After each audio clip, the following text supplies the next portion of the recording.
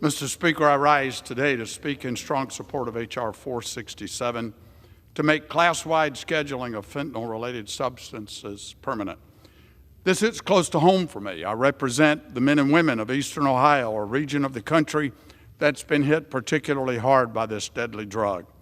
If the current order is allowed to expire, law enforcement will lose their ability to seize some of these fentanyl-related drugs. They will effectively be street legal.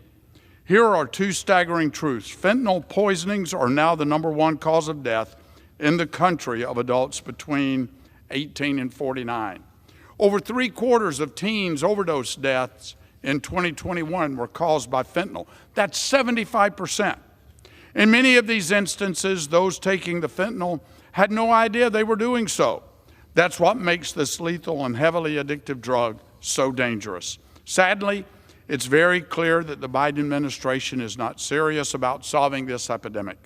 If they were, they wouldn't be allowing our southern border to be overrun by the cartels and their drug mules. And who's paying the price for these policies and lack of border enforcement? It's the families of those that have become addicted, those that have overdosed and died from fentanyl.